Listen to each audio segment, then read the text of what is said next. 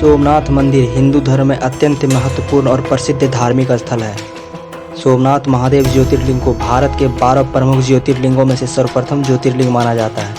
यह ज्योतिर्लिंग भारत के प्राचीनतम तीर्थ स्थलों में से एक है, जिसका उल्लेख शिव पुराण, ऋग्वेद, महाभारत और कई अन्य धार्मिक ग्रंथों में भी किया गया है। यह मंदिर प्राचीन काल से ही अत्यंत वैभवशाली रहा है, इसलिए सोमनाथ मंदिर पर कई बार आक्रमण हुए और कई बार इसे लूटा और तोड़ा गया। इस वीडियो में हम बात करेंगे 1948 में सोमनाथ मंदिर के पुनर्निर्माण की, जिसमें तत्कालीन प्रधानमंत्री पंडित जवाहरलाल नेहरू ने भरपूर कोशिश की थी कि मंदिर का पुनर्निर्माण ना हो सके। नमस्कार दोस्तों, स्वागत है आपका हमारे चैनल रुद्रम आई में। 1947 में मिली आज़ादी के बाद कुल 562 राजसी रियायतें भारत के अंतर्गत आई, जिन्हें सरदार वल्लभ भाई पटेल ने भारतीय संघ के राज्य के रूप में पुनर्गठित किया। हालांकि उस समय हैदराबाद, जूनागढ़, भोपाल और कश्मीर भारत का हिस्सा बनने के लिए राजी नहीं हुए थे। उस वक्त सोमनाथ ज्योतिर्लिंग एक मुस्लिम शासक जूनागढ़ के नवाब के रियायत के अंतर्गत आता था। जूनागढ़ का नवाब कट्टर मुस्लिम था और दिल्ली के मुगल सल्तनत को खुश करने के लिए कई बार सोमनाथ मंदिर को लुटवा चुका था। सोमनाथ मंदिर पर अंतिम सबसे बड़ा हमला औरंगजेब के समय में हुआ, जब मंदिर को आधा तोड़ दिया गया था। मतलब मंदिर का शिखर, गुंबद सब तोड़ दिया गया। उसके पहले भी मुगलों ने कई बार तोड़ा था, लेकिन हर बार कभी महाराजा विक्रमादित्य, तो कभी जामनगर के महाराजा, तो कभी अहिल्याबाई होलकर, यानी उस दौर के हिंदू राजाओं ने सोमनाथ मंदिर का पुनर्निर्माण करवा दिया। लेकिन मंदिर का निर्माण होते ही कोई न कोई मुगल शासक उसे फिर से तोड़ देता था। आज़ादी के बाद जूनागढ़ का नवाब जूनागढ़ रियासत को भारत में नहीं मिलाना चाहता था, बल्कि वह मोहम्मद अली जिन्ना के साथ मिलकर जूनागढ़ रियासत को पाकिस्तान में शामिल करना चाहता। इस बात की भनक सरदार पटेल को लग गई और उन्होंने जूनागढ़ पर कार्रवाई का फैसला किया। दोनों पक्षों के करीब 1200 लोग मारे गए और जूनागढ़ का अंतिम नवाब महावत खान बोवी एक विमान में बैठकर अपनी एक बकरी को लेकर पाकिस्तान भाग गया। मज़े की बात है, उसने अपनी तमाम बीवियों, तमाम बच्चों को यहीं छोड़ दिया और अपने साथ सिर्फ एक अपनी बकरी लेकर गया था।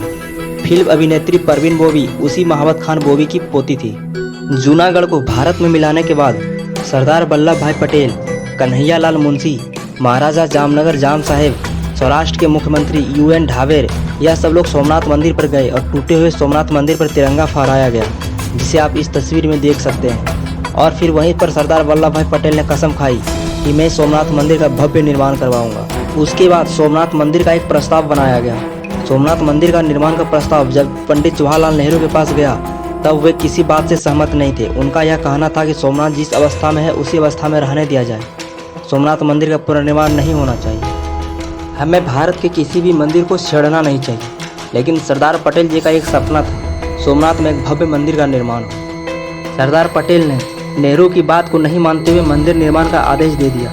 नेहरू जानते थे सरदार पटेल का राजनीतिक कद उनसे कहीं ज़्यादा है और यदि उन्होंने ज़्यादा विरोध किया तब कांग्रेस पार्टी में ही विद्रोह हो जाएगा। सौराष्ट्र के मुख्यमंत्री ढेबर भाई से लेकर गुजरात से आने वाले नेहरू मंत्रिमंडल में मंत्री KL मुंशी और यहाँ तक कि उस समय की विपक्षी पार्टियां जैसे जनसंघ भी मंदिर निर्माण के पक्ष में थी। इसे नेहरू मनमनोज कर रह गए। उसी दरमियान सरदार पटेल जी का दुखद निधन हो गया, लेकिन मुंशी जी और ढेबर भाई ने मंदिर निर्माण का कार्य जोर शोर में जारी रखा। सरदार पटेल जी का एक सपना था कि जब यह मंदिर बने तब भारत का सर्वोच्च पद पर आसीन यानी राष्ट्रपति इसका उद्घाटन करे। मंदिर निर्माण के बाद जब नेहरू को पता लगा कि सौराष्ट्र के मुख्यमंत्री और कन्हैया लाल मुंशी ने डॉक्टर राजेंद्र प्रसाद को मंदिर के उद्घाटन के लिए आमंत्रित किया है, तब पंडित जवाहरलाल नेहरू ने इसका भरपूर विरोध किया।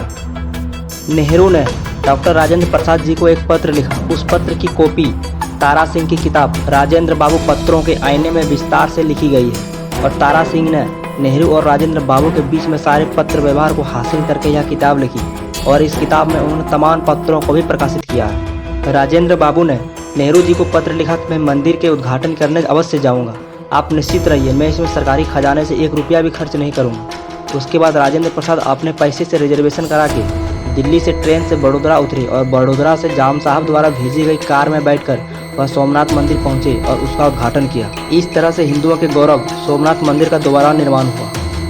इस मंदिर के पुनर्निर्माण में जिन्होंने सबसे बड़ी भूमिका निभाई थी वह थे सरदार वल्लभ भाई पटेल, कन्हैया लाल मुंशी, सौराष्ट्र के मुख्यमंत्री ढेबर भाई, जामनगर के महाराजा जाम साहब और भारत के राष्ट्रपति डॉक्टर राजेंद्र प्रसाद। अगर इन सभी लोगों का एक गठजोड़ नहीं होता तब जवाहरलाल नेहरू हिंदू धर्म के प्रथम ज्योतिर्लिंग सोमनाथ मंदिर का कभी निर्माण होने ही नहीं देते। धन्यवाद दोस्तों, आपको वीडियो कैसी लगी कमेंट बॉक्स में ज़रूर बताइए। और अभी तक आपने यदि चैनल को सब्सक्राइब नहीं किया है तो सब्सक्राइब करके बेल आइकन को भी दबा दीजिए। जय श्री राम, हर हर महादेव।